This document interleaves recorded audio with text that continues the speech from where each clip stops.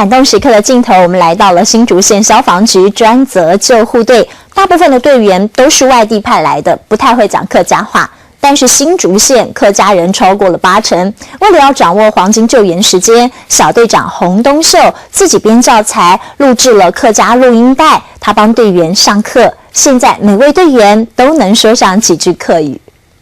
你挑选走马街啊，上一餐是什么时候吃的？你上班几多点去改？学客家话这么努力，老师说一句，学生马上练习。他们是新竹县消防局专责救护的队员，这么认真上课，因为在新竹有超过80%的客家人，为了拉近跟民众之间的距离，大家卯足全劲。我是新竹县消防队员。像雅芳一样从外地派来的队员有2/3，但现在都能开口说客语。幕后功臣就是他，大家的客语老师洪东秀。洪东秀是新竹县消防局光明分队小队长，是峨眉乡的客家人，有中高级的客语能力认证。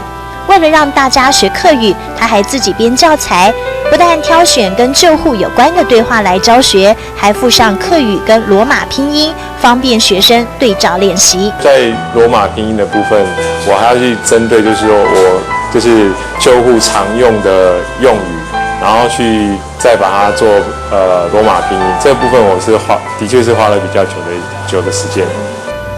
光是这些教本就花了他好几个月搜集，花功夫的还不止这个，他还自掏腰包录制录音带。來頭叉，來頭叉，七進來好嗎？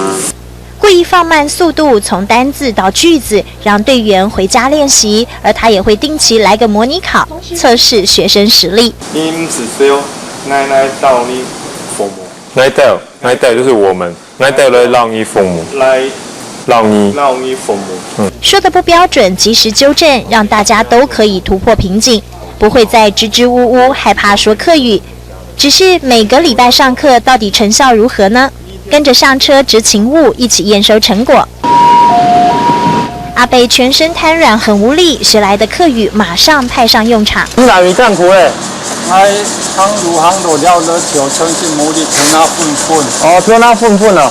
哪里不舒服，量好血壓，询問病史，有沒有做激烈運動，會說客家話，清清楚楚，第一時間就可以了解病情，緊急送醫。有些阿公阿婆確實他只會講客家話啊，你不會學客家話的話，對他就沒有辦法溝通，沒辦法溝通的話，你就不能了解他的病情的嚴重度。遇到需要救護的客家人，不用請人家翻譯。洪東秀的努力，提升消防局的服務品質，也把握救援的黃金時間。